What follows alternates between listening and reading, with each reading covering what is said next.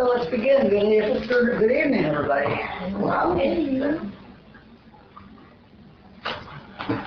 Good group. Welcome, everybody.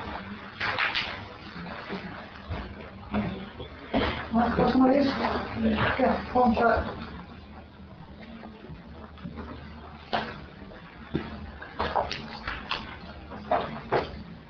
So, a little bit of background. We did the closed class in the fall called An Introduction to Spiritual Consciousness. And I discovered that closed classes don't really work for this group, and they don't work for me. But it's no good expecting people to be here to plan every week for 10 weeks or 12 weeks. You know, it's too hard to not miss. And I find that feedback is really important, and hearing when questions come up and having interchange. You know, I'm much more of a Barbara Moll type person than a Joel or a Tony Titzall or one of those who just teaches in consciousness and out comes this amazing stuff. That's not who I am. I listened to the transcribe, all the CDs from the fall class, and was very unimpressed. And yeah, there's a lot of stuff that didn't get said, and a lot of stuff that didn't need to be said. And, so with the help of Mary Barnum and Dulcie, we transcribed it all, and then I went through and put in the stuff that I felt was important and rearranged it and added some stuff and did that sort of thing. And then I ran it by my dear friend Judy Shane, who was the WordPress editor, and he cleaned it up, and then I went through it again. And so that's what we're going to be working with here. And I thought we'd do it like an AA book study. We'd go around the room and read a paragraph and just pause after each paragraph, and anybody that wants to jump in and say anything or make a comment or ask a question, or, you know, we'll just see where the group goes. If we do miss a class, if you do have to miss a class, please listen to it on the website. It's being recorded and it'll be on the website. Please do listen to it. Just so that when you're here the next time you'll know what was covered, so we won't spend time asking questions that have already been answered or about material that was already gone over. So it's sort of like we have an obligation to the class to listen to any classes we miss. But other than that, when I come and go, please. There is a conference call. I don't know, did Helen show up yet? I don't know. 2 or 3 people are on the conference call right now, and Dulcie will usually be with us, although she's driving somewhere right now, and that'll be 4. And if any of you are away and you want to dial into the conference call, you can do so. It'll always be on, so if you're somewhere and if you're in East Jesus, Arkansas, and you want to join the class on Monday night, why, just dial up the number. On the website, under classes, is the 2005 pointers. And if you go there, it wants you to log in, because it's a control page, so you need to log in, and this was all in the email, by the way. The username is Moon and the password is Pointer, so just log in with Moon Pointer. And there's 3 things on that page. There's next week's material that we'll be reading, there's last week's class audio file, and there's a link to the information about how to connect to the conference call. So from anywhere you can pick up the last week's class and listen to it, and then go see how to dial in the conference call. And you just call into the conference call at like 10 after 7, and like you saw me do, I'll dial in about 15 after or 12 after, and you can be a part of it. So however you want to do that is fine. Do you have the number? Do you remember the number? No, it's on the website. And on that page on the conference call, it's a long number with a long code and everything. So you can all go there and print that out, and feel free to print the book out if you want to read along. I've got 2 copies of it, one which I'll be taking notes on, and the other one I'll be passing around to read from, so you don't need to print that out, but if you want to read along with it, well, you're quite welcome to do so. I sort of hope that this will become a new workshop, you know, like we have the relationship thing and we have the script and kid thing that's going on.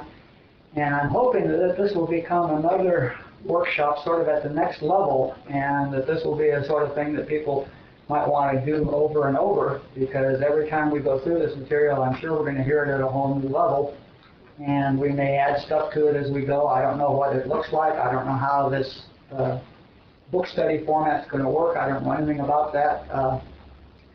But I'm trying to find something that we can do so that people who have done the script group 8 times and are relatively script-free but want to be in the consciousness can come here, because this will be more advanced. It will be focused on studying the letter of truth. It will be delving into all the complete understanding of what Joel said and what Robert said, and so this is a place that we can go on. I'm looking for a format of a group like that we can have, so that we can all come and talk, but I wanted to have something that had structure to the presentation. I was really very happy with the new script and kid book that Judy helped me with, that we rewrote so many times, because now, we read, when we come to the new material, we just read it around the room, and it is so much better written. Now that we've rewritten it 4 times or 5 times or 6 times, it's just so much better than what I or anybody else would say extemporaneously, I mean, there's a lot of thought gone into the words that are in that book, and they read better, and so we're trying to get this to that point. So anyway, that's what we're doing. And I really hope that if you have any questions or comments, you'll jump in. You people that are remote, jump in too.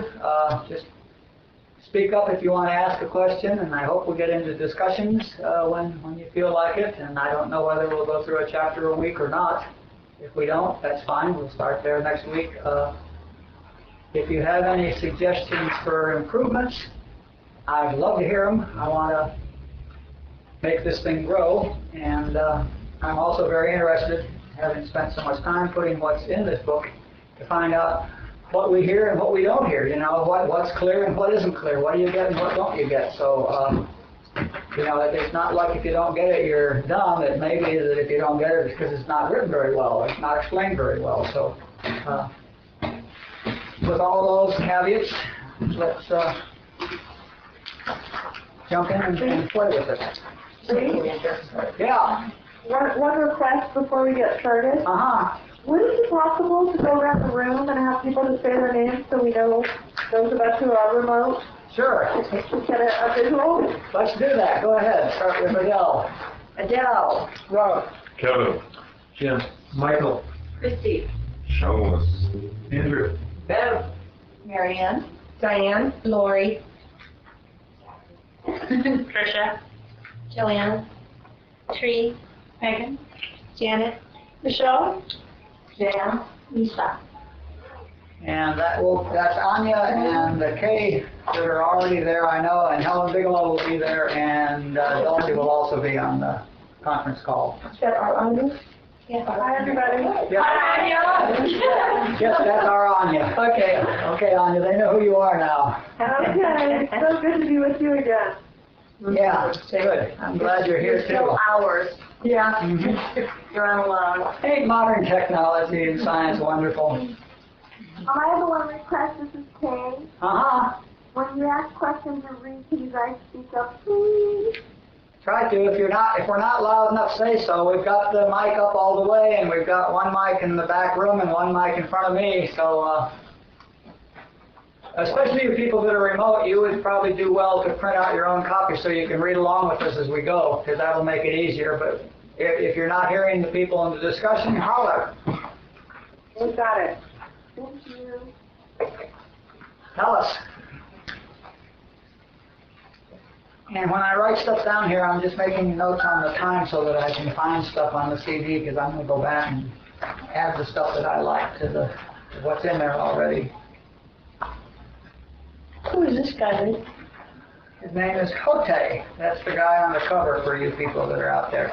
Hotei, or Hotei, he's a Zen master. Oh. And in the book you'll discover who he is. So I'm going to read the very front piece here. The first page is page 3, if you printed it out. The first statement is the statement that's the foundation of all of this. We are not human beings trying to have spiritual experiences. We are spiritual beings having human experiences. And that's the foundation of this work, and the work is all about transition from the human experience into the spiritual being.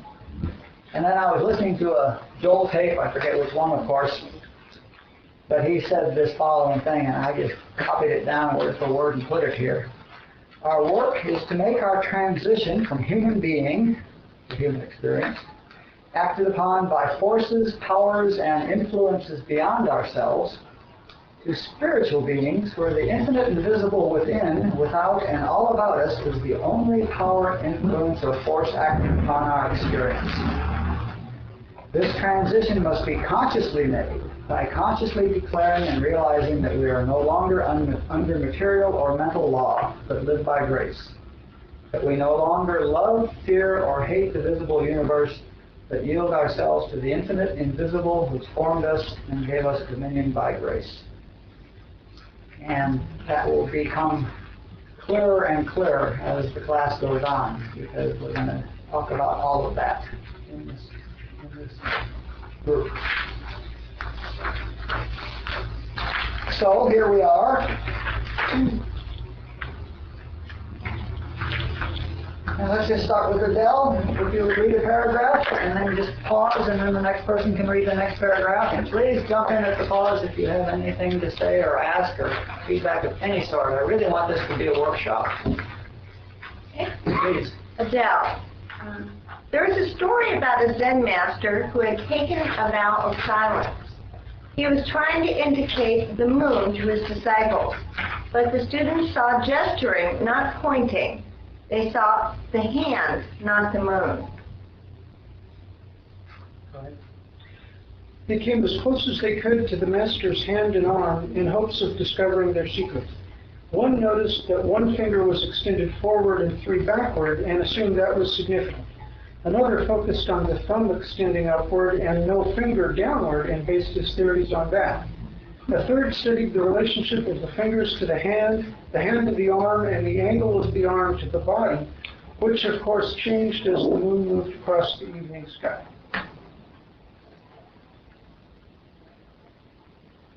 One monk glanced up, saw the moon, and immediately understood what the silent master was doing, that the gesture was pointing. He understood perfectly and completely. He pointed at the moon himself and left in disgust when other monks began examining his hand. The difficulty is that truth is ineffable. There's no way to talk about truth. All we can do is point at it. And the way we point at it is with words. Unfortunately, there are no right words to use. So we have to use those we think will best serve as pointers. But the same word has a different meaning for each person who hears it, based on his or her particular background, ethnicity, age, sex, religion, etc. What does the word ineffable mean? Undefinable, unspeakable, inexpressible. My most important teachers have been Joel S. Goldsmith, Joel, Bhagwan Rashneesh, Osho, and Robert Adams, Robert. I've also learned much from several of Joel's students, especially including Herb Fitch and Barbara Mollett, Barbara, Meg Johnson, and Doris Crawford.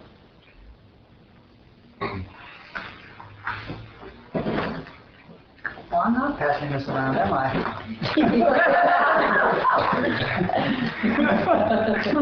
Joel had his first experience of truth in 1929 and continued to have revelations until his passing in 1964.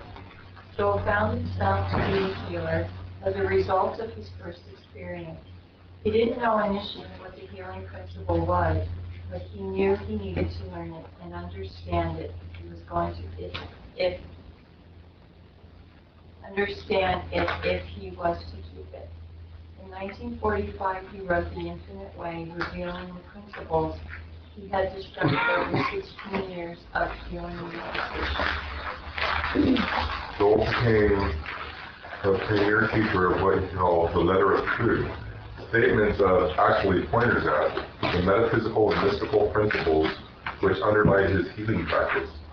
His students were primarily metaphysicians from the Christian Science, Unity, and New Thought movements, so he used expressions, terms, and quotations from Mary Baker Eddy's writings, and the New Testament to best communicate with them. But for many of us today, that very Christian choice of words doesn't work.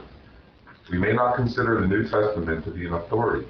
We may not accept Jesus as a master.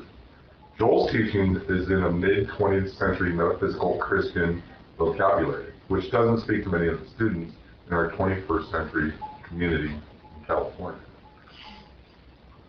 Osho is the most amazing master of every path I have ever encountered.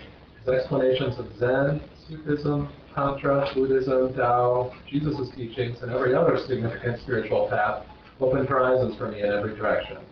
Sitting with him comes as close to directly touching, rather than pointing, as is possible. Being with him enabled me to understand Joel at a whole new level. Pronunciation. Yanni? Yanni. Robert is a Yanni. He was spontaneously enlightened. He learned ways to express his experience in India from Ramana Maharshi and the other enlightened masters he spent time with there. His words are those of the Advaita Vedanta tradition. Robert, however, did not claim to have a teacher. He was the teaching.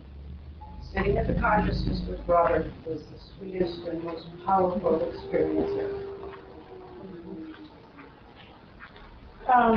When you say Robert was a yawning, I'm not familiar with these terms. Like, Okay, that's a good question. Advaita Vedanta is a very old teaching from India, and Advaita means non-dualistic, so it's a teaching of non-dualism. And Vedanta means that it comes from the Vedas, which are the scriptures that were written by a bunch of enlightened people back 5 centuries ago, 5,000 years ago, 5 millennia ago now. And there are a number of schools of yoga in India, and one of them is Jnana Yoga, which Jnana means wisdom, so it's the path of wisdom. There's Karma Yoga, which is the path of action, and there's Raja Yoga, which is the royal path, and there's another one, there's 4 major paths. In any event, the various major paths of yoga, and Jnana Yoga is the path of wisdom. Different people have different temperaments, and some people, Bhakti Yoga is the 4th one, which is the path of devotion. And people that are naturally devoted follow that, and people that are naturally in their heads follow Jnana Yoga. And the word Jnani is one who's arrived at enlightenment following the path of Jnana Yoga. So Jnani is an enlightened master through the Jnana path. Okay. Good. See? All right. What's a Jnani? Good question. All right, who's next? Robert, Osho, and Joel all had their spiritual experiences spontaneously, although Joel had many more experiences subsequently. The teachings appeared to be quite different, yet my inner being knew they pointed to the same truth, even though at first I couldn't see how their teachings corresponded. Now I know that the level and background of their students differed significantly, and that students determine the vocabulary and level of the class. This book is an attempt to point at the one truth that Robert, Osho, and Joel experienced, using words that have as little conditioned emotional meaning associated with them as possible, with no claims as to the authority of any teacher or teaching. Okay. So. Okay. Yeah, I'm just thinking. Robert taught typically 25 students, 20 students at a time, and his way is just to sit in the consciousness. Osho he spoke to typically 3,000 to 5,000 students at a time. So it's a very different structure, do you see, and Osho is a very different person from Robert, and not nearly as silent and not nearly as totally in the consciousness. Osho is a talker and a gossip and a joke teller, and his game was to be attractive to people so that they came to sit in front of him and spend time with them. And in doing so, they were in his consciousness, and they thought they were hearing stories. Okay? And Robert, and Joel had this enlightenment experience, but the people that he was talking to, were nobody knew what enlightenment meant back then. Nobody knew what meditation meant back then. So Joel went through a process starting in 45 when he started teaching, and every year he brought his class another step, and he had to bring them up class by class, step by step, and of course he had his own experience unfolding slightly in advance of them. So all of these people are very clearly to me speaking exactly the same truth, but it doesn't appear to be that way very much because they're saying not the whole truth, because you can't, you can only point at it, but they're pointing to it as clearly as their students could hear. And so the teaching is entirely different. So that's what that's all about. And that's who the guy on the cover is, by the way. All right, let's start the first chapter now. Emptying out. There's another Zen story about a scholar and intellectual in a university town in Japan, renowned for his erudition in numerous philosophies and religions, with an alphabet of letters after his name, who went to a Zen master to acquire instruction. The Zen master invited him in. They sat, and while the intellectual described all the initials after his name, the Zen master made tea. Then, while the intellectual listed all the philosophies that he mastered, the Zen master poured the tea. And while the intellectual described the depths of his understanding in various religions, the Zen master drank his tea.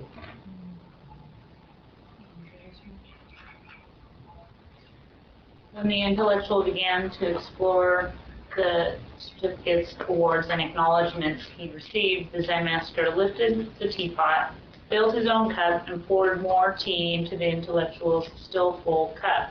The tea, of course, went all over everything, including the intellectual.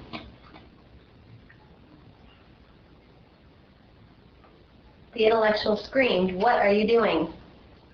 Zen master replied, "Observing that before fresh tea can be poured into a cup, it must first be emptied." And he sent the intellectual on his way. And that's where we start. Before we can add spiritual understanding to our teacup, we have to empty out all the conditioned nonsense that's currently filling it. We're certainly not going to empty our teacups completely by reading this book. That's probably several years' work. But perhaps we will be able to discover how full our cups currently are and identify some of what's filling them. Mystical truth is invariably contrary to human reason. So there are lots of beliefs that have to go before we can gain this new understanding. Okay.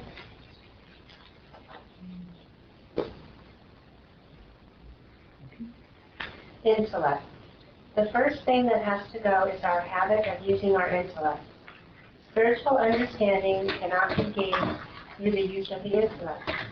Human consciousness, which includes the intellect, rejects spiritual truth.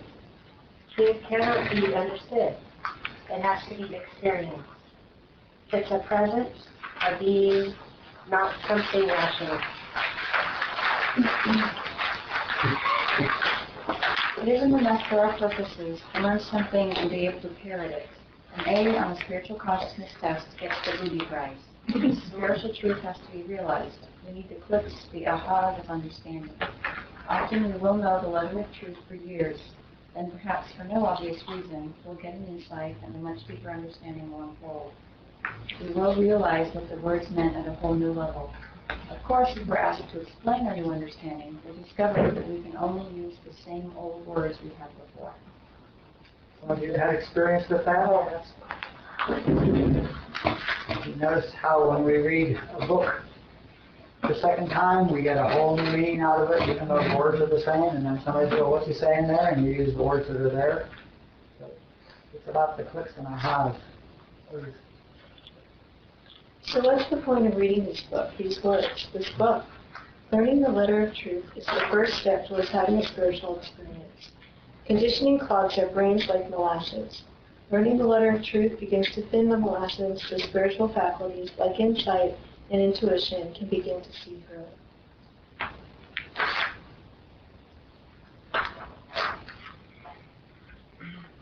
When you read this book, don't read it with your intellect. On the first reading, don't even question it. Osho told us, if you ask a question and I answer it, your mind, intellect, immediately generates 10 more questions. The process never ends.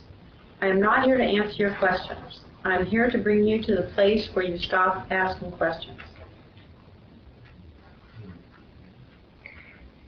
How long did it take you to quit asking questions? I mean, that's a pretty... Osho said that to me, and I stopped asking questions immediately. I have a question. Please. Please. We're not ready to stop. That's right. You told us during the intro class that we sat there and listened not to use our intellect, and I understand that. How do you not use your intellect when you read? You let it in. There's an intellect requires thinking about it. No pondering, no contemplating? What I'm saying is just hear it. I mean, I don't know what that means to you. There's active and passive usages of all of our senses. I mean, I can look at you, which is very active, I'm looking at you, or I can just see you, which is passive. The sight is approaching me. I can listen for something, or I can just hear, okay? And the same way when I read, I can either read actively or passively. And if I've got my intellect involved, trying to figure it out, trying to understand it, looking to see if he's saying what I think he's saying, or comparing it with my beliefs, or trying to see if it agrees with what I believe, or something like that, then my intellect's involved and I'm not hearing what's there. And if I just don't think about it, but just read it, then I tend to hear what's being said spiritually. But for me, what she was talking about, I mean, using intellect was part of the process for me. I just need to do that first. I need to run it all the way through until I can listen passively. Does that make sense? I mean, that's just the way I operate. And then one day I just get it. But, I mean, I think it's real different, I would think, for everybody in terms of just the way you come to an understanding of something. I know that's the ideal way to do it. Well, but does that make sense? I mean, if you're used to... I hear what you're saying. You're used to figuring stuff out. Right. And I'm saying that's a total waste of time and is blocking you from hearing what's being said. Oh, I know that now, but I didn't know that until I knew it. Right. All right. So I'm giving these people a clue in advance. Got it. Trying to figure it out is wasting your time. Comparing it with other teachings you know is wasting your time. Right. Hearing what's said is all we're trying to do here. But you said to make this a workshop, so I was just doing that way. Yep. Okay. Where are we? Next. The idea is to be passive in the process. Don't listen Go ahead. to something in particular. Simply hear what's being said. He is open and as embracing as possible. You don't need to agree. You don't need to believe or accept anything that's being said. Just try to understand it. If it's different from what you currently believe, that doesn't make either it or you right or wrong. Believing has nothing to do with it. Just hear what's being said, let it in, and perhaps go back, read it again to see if any of it is true for you. I was just thinking about when I was in school. God knows when I've been in school most of the time, but I used to get really bad headaches in certain subjects because I would try to figure it out when they were lecturing, and I would get so upset because I couldn't figure it out during the lecture. And part of that, what happened was I would get a migraine, and so I stopped doing that at some point and started letting it wash over me. Just not trying to learn anything, just let it wash over me. And then go back later on and go through my nose. And when I started teaching, I would try to teach that to students and let it just wash over them. And don't even worry about it. Don't even take notes of this lecture. And you could see them kind of be relieved, not having to take the other. But that's what I thought about when That's what we're talking about. Just hearing it, just hear it. so they wash over. I just kind of wanted to give my opinion on tightening this up. Because you say, just try to understand it, but then all your other writings, you say, just let it in. Because when I try to understand it, I'm using my intellect. Okay. And I want to go to that sentence. Yep, actually that word jumped out at me too. Thank you. All right, let's move on to the next thing. This whole section is called emptying out, by the way. This is emptying the things that we need to empty out of our teacups before we can get what's going on in the next 7 chapters. Rob, please. Concepts of God. The next thing that needs to be emptied out is every one of our concepts about God. This shouldn't be too painful. It's not like we're being asked to give up something that's been working for us. But we may be surprised how deeply conditioned these concepts are. Historically, humanity's concept of God has reflected the current level of human consciousness. If we look at how concepts of God have continuously changed as human consciousness was developed, we can conclude that there's no reason to think that we've arrived at any ultimate true concept of God. What about the Lord's case? God. Because that's not God. All these concepts of God are not concepts of God. It's amazing how deeply the concepts go. I mean, thinking God is this and that, and then you boil it down, you realize how anthropomorphic human nature is. That same old guy with the beard up there, doing things for this person and not for that person. How it creeps in, even though we try not to be there. Probably man's first concept of God were his elemental powers of nature, such as storms, thunder and lightning, anything beyond man's understanding. Later, the Egyptians had sun gods, cat gods, and then the pharaohs became gods. The Greeks, Romans, and Vikings had pantheons of gods with very human behaviors, characteristics, and jobs. In England, the Druids believed God was nature and worshipped trees. In India, there were 1,000 different forms of God with different characteristics, roles, and powers. Individuals worship the concepts that appeal to them. The Hebrews had many gods until Abraham taught there were only one God. Then they worshipped the one God, except the one God was really just an amalgamation of all the gods. One God that did everything instead of the individual gods taking care of individual functions.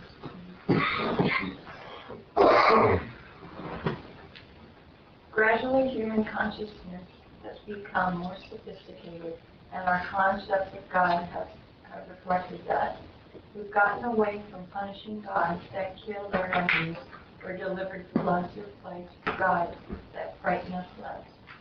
We've had gods sitting on clouds, gods with long white beards, gods hanging on crotches. We've moved on to gods that are 1 or 2 steps above Santa Clauses, available perhaps to fulfill our needs if we weren't nice. Orthodox religions today teach of a God who apparently withholds good from us until properly prayed to. That God also supposedly rewards or punishes us according to our deeds, although there is little evidence of that in the world. We find lots of goodness going unrewarded and lots of unpunished evil. Any concept, by the way, is limiting. Concepts, by their very nature, draw boundaries around things. You can't possibly have a valid concept about an infinite, omnipotent, omniscient, and omnipresent God that most spiritual teachings speak of. So we need to look at the concepts we currently have of God and consider where they came from and why we think they have any validity. False concepts of God, and every concept of God is false, have to be emptied out to make room for the understanding of Jesus.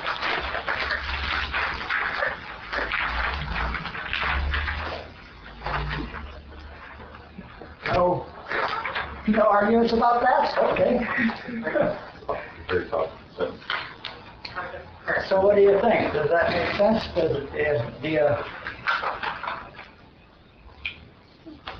Do you see how concepts of God block spiritual understanding? Do you see how conditioned we all are? I mean, this is just an indication of how conditioned everybody is in the world to believe in concepts of God, certain conceptual gods that do what we ask them to if we're naughty, if we're nice instead of naughty. It really adds a lot to the definition that concepts draw boundaries around things as to why it's very difficult to speak of truth when we point at it with our limited vocabulary based in nothing but conceptual ideas, how to speak of something that isn't conceptual. All right. Concepts of prayer have to go out too. Concept of prayer. Our concept of prayer is closely related to our concept of God, so we'll probably have to go through, but no loss. A quick look at the deficiency of prayer reveals that we're giving up nothing while making room for fresh seed. Prayer has changed over time to be paid with the current concept of God. Originally, mankind was probably just scared to death of the natural powers that appeared to happen at random. But as we become self-aware and aware of our ability to manipulate our environment and others, we no doubt quickly began to try to manipulate God. We developed an unending list of ways of attempting to influence God to do what we wanted: dancing, drumming, chanting, including chanting the names of God, sacrificing animals, doves, virgins, slaughtering enemies, ours and our gods, torturing, burning incense, sprinkling holy water. We pray for ourselves, our parents, our children, starving children, world peace, and not have a mission of evil.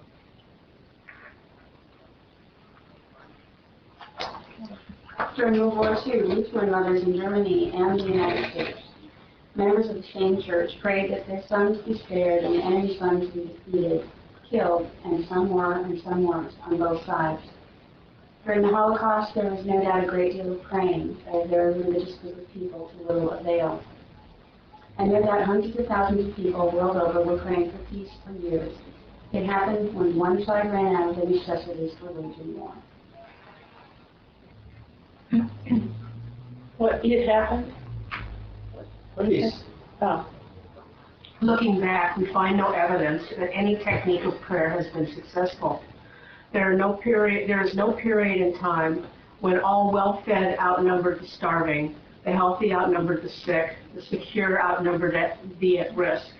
But they all have always been praying. What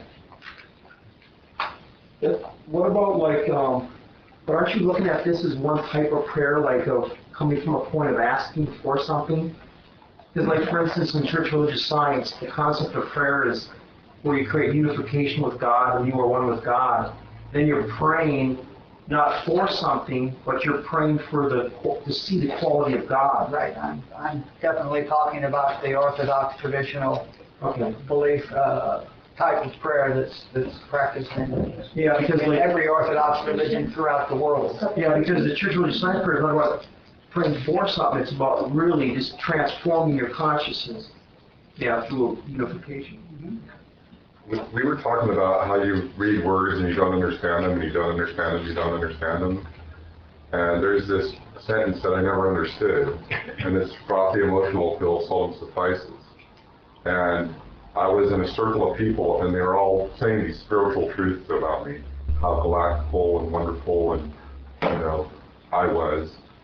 And then in the middle of that, as they were doing that, in a circle praying over me, I got it. Frothy emotional pill seldom suffices. So, in the midst of that prayer, I didn't feel anything but a prayer. I think that's what you're talking about. It's like a chamber prayer where you're actually doing affirmations as a way to change your consciousness. Right, that's what it was. But I just... We will talk about all the various types of prayer as we go further in the book. The point of this chapter is to make you look at what you're praying for. Make you examine what type of prayer you have and see if it isn't one of these types of prayers that has been exhaustively explored for 5,000 years. Because if it is, you might want to rethink it. Who's next? We've gotten more sophisticated. Rather than confront the possibility that prayer doesn't work, we stack the deck in God's favor. We pray to God for something. If He gives it to us, it means He loves us. If He doesn't give it to us, it means it wasn't good for us and He loves us. If he gives it to us and it subsequently turns out not to be good for us, and it means that God in His infinite wisdom has allowed us to learn a lesson because He loves us. We have an amazing ability to stick our heads in the sand. I tried praying in the same manner for my cat for a while in honor of the Egyptians and got identical results. He loves me. That was my favorite part of the last one. But it made me lead back to the part that you had regarding concepts of God and the omnis. That you were, I think, was that an acorn or a termite or one of those little things? So talking about, if God is omniscient, omnipotent, and omnipresent, how could we possibly be exposing God to something He doesn't know in order to have something happen, right? Mm-hmm.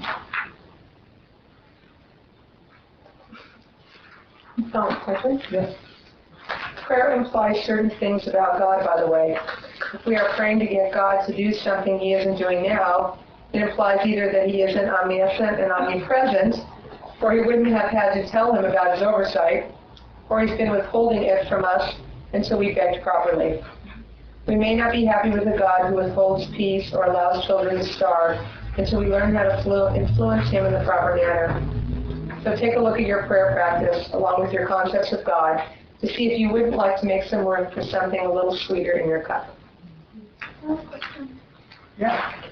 If this is really about trying to toss out our old beliefs, I'm just curious the characterization of God as a healer. Isn't that part of the old beliefs? Absolutely. Yeah. Because God's really a she. Got my cat. No, it's another concept. I'm just using the word he there in the sense that people who believe that God withholds usually think that God's a he.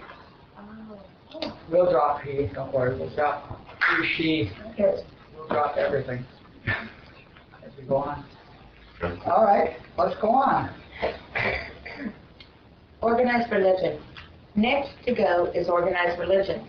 You may belong to an organized religion which you feel is quite positive for you, and it may be in many ways, but it's probably not helping you grow spiritually.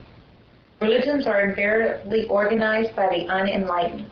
Not having the truth, they need structure and dogma. Spiritual truth has to be taught in consciousness by one who has consciousness, like the master and the monk who saw the moon. The experience has to be transmitted, and it can't be through doctrine and dogma. When the mute Zen master died, there were immediately 3 sects of gesturing founded by the students who each thought they had the correct understanding of the master's teaching. The finger extended sect, the thumb raised sect, and the arm raised sect. Of course, none of these could transmit the truth, since the moon wasn't even mentioned in any of their teachings.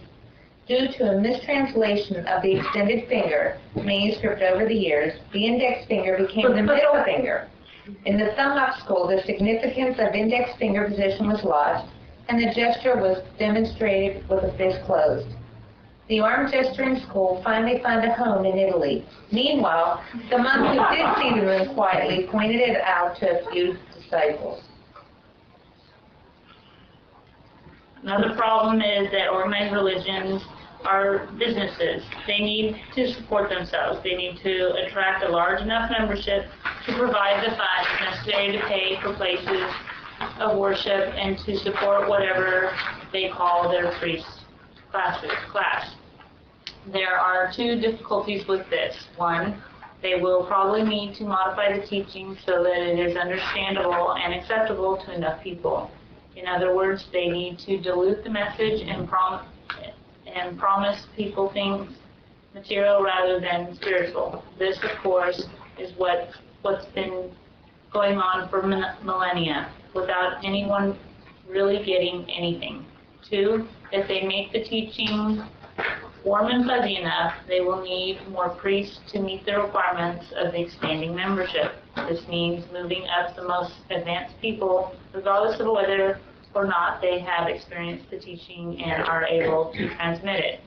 Moving up, those who have memorized the doctrine better than others.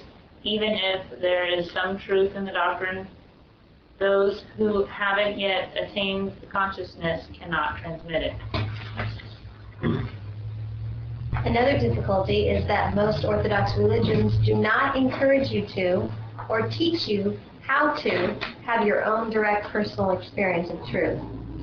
Since they haven't had their own experience of truth, they can't show you how to have it. And of course, if you could have your own direct personal experience of truth, you would no longer need a priest in a church. Many organizations which need to hold a membership and have nothing of real value to offer use rewards and fear to control members. Many churches promise you something in some next life, good if you conform to the dogma, bad if you don't, rather than offering you something now. Others have begun providing fellowship, counseling, support groups, team groups, and a variety of other services which have absolutely nothing to do with spiritual attainment to keep their membership happy. When churches become political, another can of worms is opened. New agendas take precedence over teaching truth. Also, churches which have fallible, unenlightened leaders giving teachings which are claimed to be infallible bring their organizations into positions from which they can't extract themselves. They either have to admit that the false teachings weren't in fact infallible, along with potentially everything else that unilluminated illuminators said, or live with them.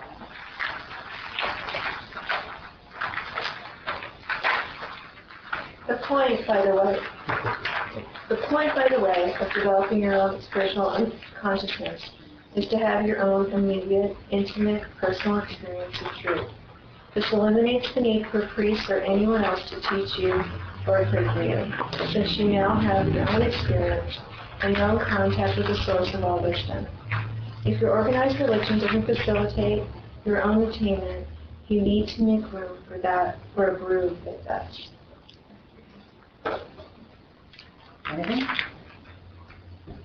I just know that in my own experience this last year, that I grew up Catholic, and I was told a priest had to, be my link to God, and I threw that aside when I was 12, and I've had my spiritual awakening this year just by sitting down and getting quiet, and that's so this is my truth right here. That looks perfect.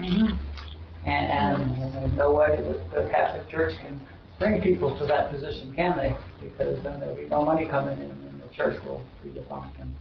And not just the Catholic Church, any church.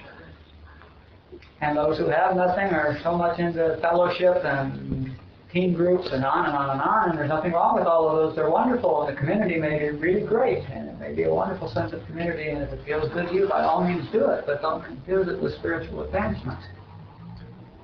Accept it for the fact that it's a nice, loving community, and that's another positive thing, but a separate positive thing from spiritual consciousness. That's the point. The other thing I got out of that was that a lot of the priests, they've not demonstrated to us or, rabbis, anyone, that they have spiritual consciousness. And there are many that do, but we take it, their word for it. Well, I've been in Orthodox churches and had people walk in the door, and I could feel them walk in the door. Their consciousness was so strong and high. So they're there, but they're definitely not the majority. I was in this church up here on the corner when Father Keating walked in one day, and it was just awesome. I knew he was there, and I had my eyes closed. And who's that? That kind of a consciousness. So there are people in Orthodox traditions that have done the work and had the experience. I was just with Father Keating this summer up in Santa Barbara.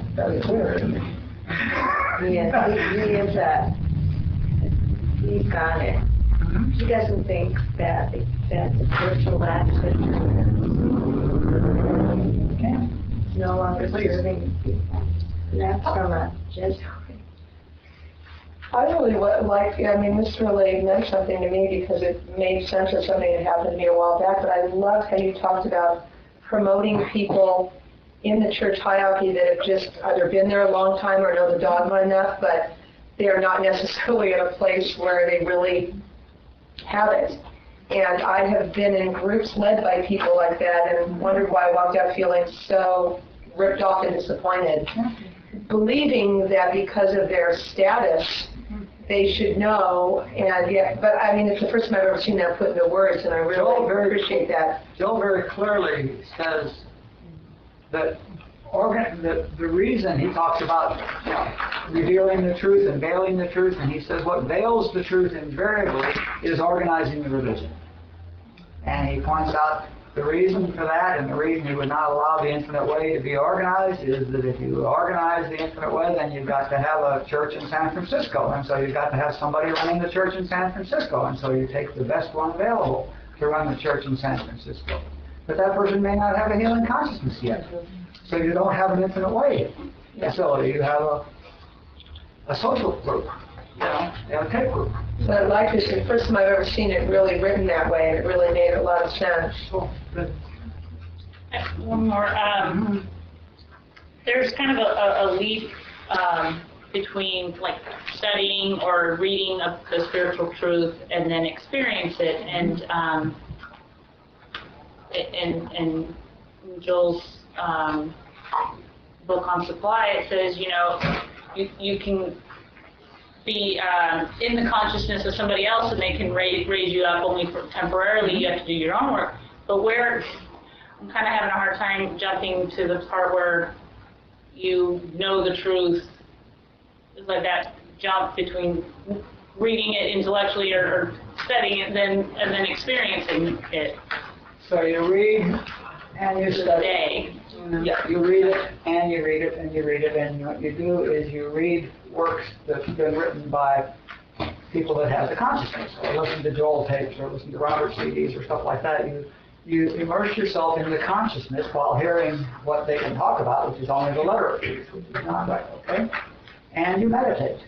And this process slowly dilutes the molasses in your head, and so you can start getting out and having intuition and insight, and start having awarenesses and things like that, and these little clicks start happening, and these little ahas start happening, and then significance deepens, and slowly what's happening there is your spiritual consciousness is growing. And it happens quick at a time, or sometimes it happens really big.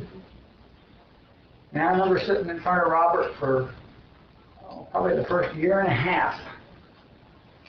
And I'm hearing him, and I just wished he'd say what the hell he meant, instead of using this really obscure language. Okay? And I'm wishing it, and I'm wishing it, and I'm wishing it, and one day he says the same damn thing, and I said, oh, and I got it. And the problem was that he was saying exactly what he meant. And I couldn't conceive that he meant exactly what he was saying. Okay, it was my problem.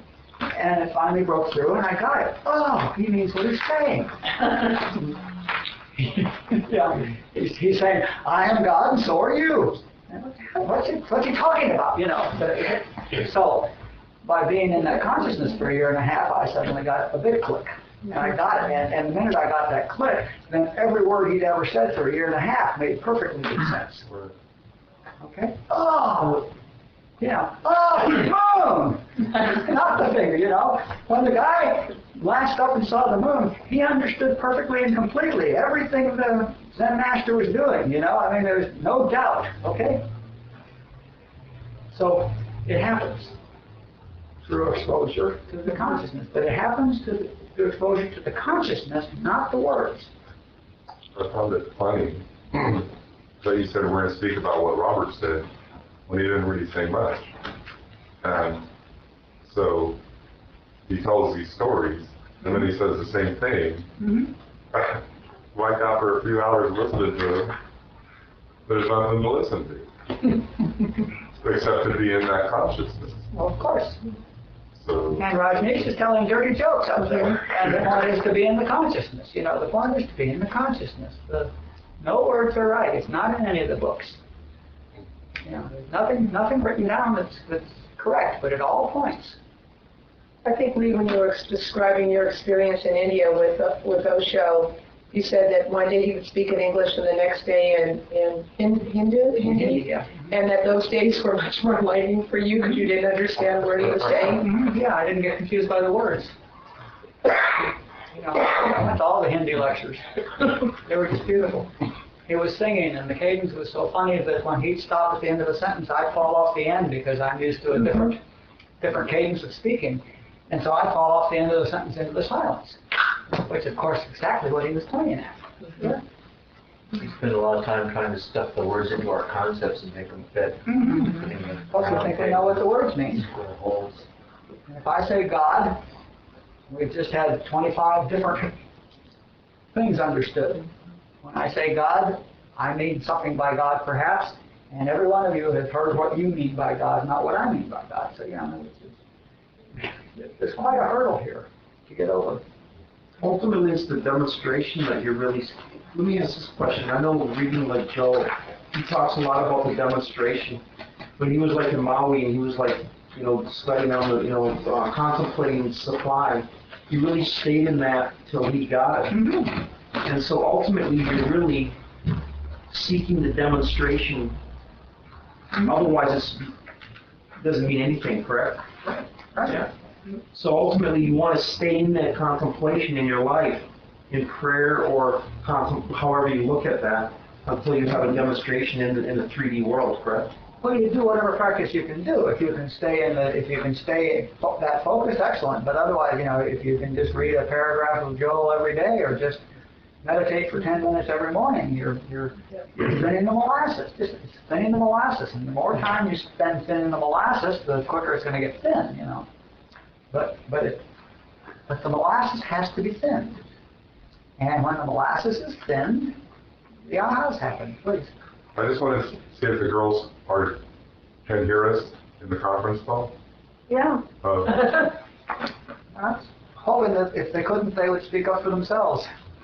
Yeah, I can hear now. Good. But a lot of the people said their names, so that would be kind of cool. I know who you are. Say our names before we speak.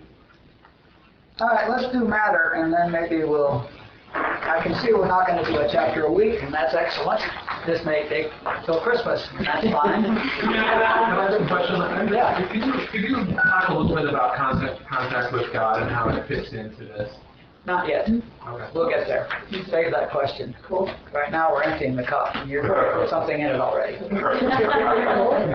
We haven't yet begun to mention all the things we need to dump out of the cup. Nothing constructive tonight, folks. Just stuff to be thrown out. Who's next? Let's do matter. This is Michelle talking. Matter. Another concept we need to empty out, and this one may challenge us, is matter. Good old matter. Tables and chairs, nuts and bolts, atoms and molecules, stuff like that. I realized many years ago that there was no way I could prove that there was anything out there, by which I meant outside of my mind. I couldn't prove that anything my senses were perceiving was real. The story I was being told was that light waves bounce off an object, say an apple, enter my eyes. They strike the retina at the back of my eye, which converts the light waves, or protons, into electrical impulses traveling up my optic nerve. Eventually, these impulses reach some optical center in my brain, and I see an image that I call apple. What bothered me was that all my brain had ever encountered was electrical impulses, so I couldn't see where the visual image of an apple came from. My brain only knew nerve impulses. Also, I understood that the frequency of the impulses might in some way reflect the frequency of the light waves, but that still doesn't account for red. Do you see my dilemma? Is it clear? All the brain has ever had is neurons firing. Where does red come from, and where does apple come from, and where does rainbow come from? Just all it ever has is electrical impulses. That was what I couldn't figure out. Okay, next. The same is true, Adele. The same is true for the other four senses.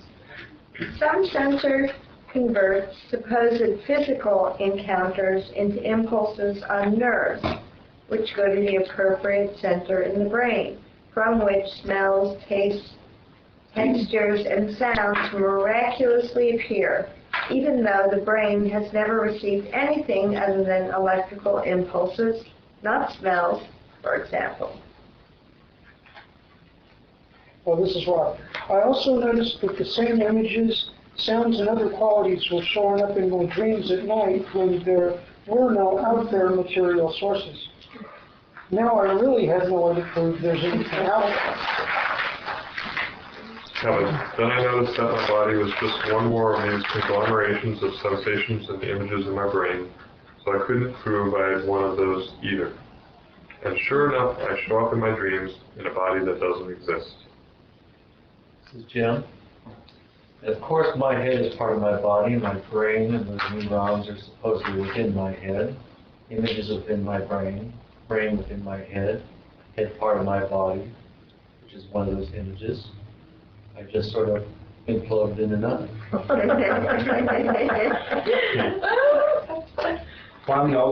This is Michael. Finally, all these thoughts are supposedly just one more neuron sparring around on different areas of the same non-provable brain. Whoops. Of course, at that time, I didn't really believe I didn't exist. I just knew I couldn't prove that I did. You get it? Can you guys get into that and see that, and maybe we'll add that as an exercise to bring next week a proof that there's something out there. Because I couldn't find them. Go ahead, please. See, if you're thinking your mind couldn't make it all up, consider your dreams. Every time we have a dream, a universe suddenly appears, supposedly inside our brain somewhere, that it appears to be bigger than our brain. And notice that not only space, but time is created in that bubble. The apparent duration of the dream might be hours, but EEGs on our brains would show that our dreams typically last for a second or two. Space and time are within the dream, within the brain. While we're talking about time, notice that we also can't prove there ever was a past. There are only thoughts which we label memories being thought right now. Your dreams don't start with creation or with Adam and Eve. They start right in the middle at some point in time, already complete up to that point. If someone asked you right at the beginning of your dream what you did the day before, you would have an answer. Even though the dream has just begun, the you in the dream doesn't think it's been a dream that just started. That was shown us.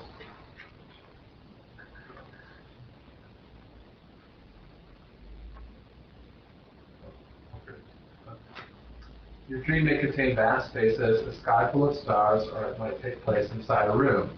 You might be sitting at a coffee table. You can knock on the table, it's hard, solid matter. You're in the dream experiencing the table with all five senses. You can see it, feel it, hear the sound of the knock, smell the wood, and lick it if you like. You're sure it's real. Yeah. If I came into your dream, sat down at the table with you and told you it was all a dream, you'd say nonsense. You'd pound on the table and tell me, this is real. It's as real to the you in the dream as this world is to you in this reality. There's no reason to think that this world isn't just a dream too.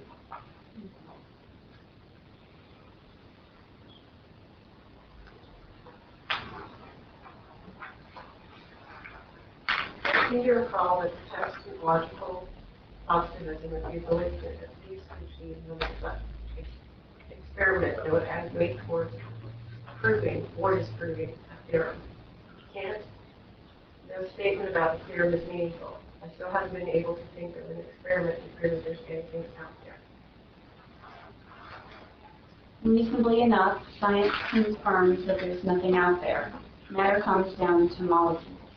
Molecules are made up of atoms with lots of space between them.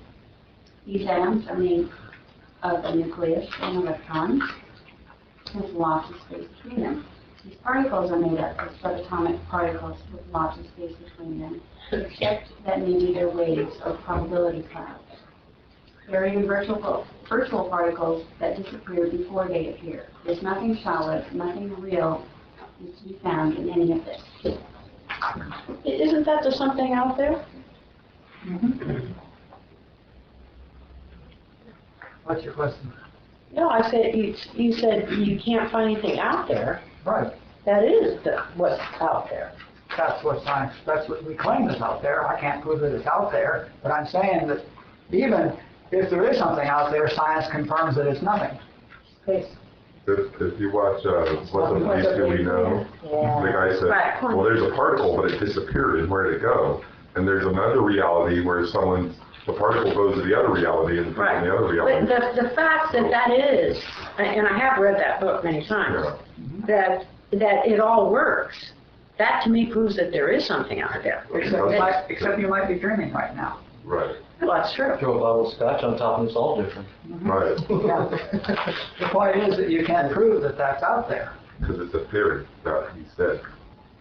But the fact, though, that it all works, that it all moves, that it all, The fact that you know? the fact that you think it all works and it all moves means that your dream has a certain level of consistency to it.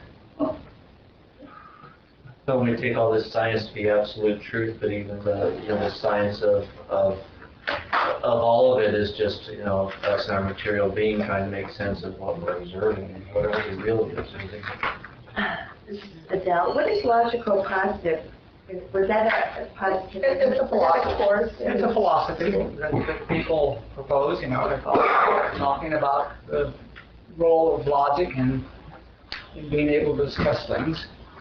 And the claim is that, or their statement is that if you don't have to be able to prove that something exists or doesn't exist, but if you can't conceive of an experiment which might tend to lend weight towards or against its existence, then you're talking about nonsense. And so I claim that matter is nonsense, because I can't come up with an experiment that will give me any reason to believe that it's out there. Maybe it's just our concept of matter that's nonsense. I mean, or just our concept of matter as being solid is nonsense. Right, that's the matter we're talking about. We're talking about good old nuts and bolts, tables and chairs, atoms and molecules. It's harder to dream, than it was. So one more paragraph. So our conviction that there is real matter out there and that I am or am in a physical body, mind apparatus is on the list of beliefs that will cause the fresh tea to go on the floor. So now I have a question. It's 8:37 and this is going slower than I thought it might, which is good, which I'm happy about. Do we want to schedule it regularly to go from 7:30 to 9 and break at 9, or do you want to? Where are you at? Are we good for 20 more minutes? I need to opt out at this point because I have other commitments. Okay. But in the future, I should commit and go on. All right. What do we want to do in general? Do we want to go from 7:30 to 9, which is fine with me, or do you want to go from 7:30 to a breaking point after 8:30? 8:30. A breaking point after 8:30. All right. So otherwise we'll end up with a break. So we'll leave it the way it is, and we'll break here for now, and we'll start here next week, and we will have the next chapter up on the website as well, because we'll probably more than finish this. But yeah, this is exactly what I want, is to look at this stuff as we go. Make me back it up.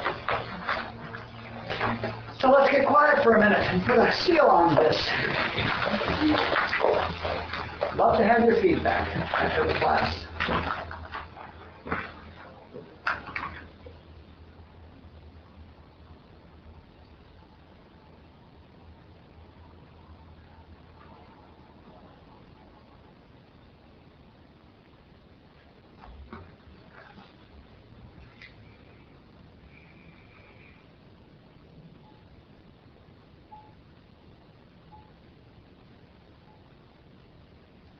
Okay, thanks for coming. Love you all. Thanks, Lee. Thank you, everybody.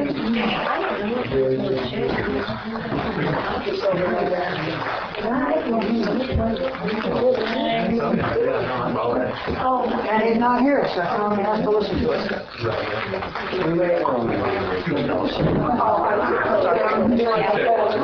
Bye, ladies. Yeah, she was fabulous. Yeah, I know.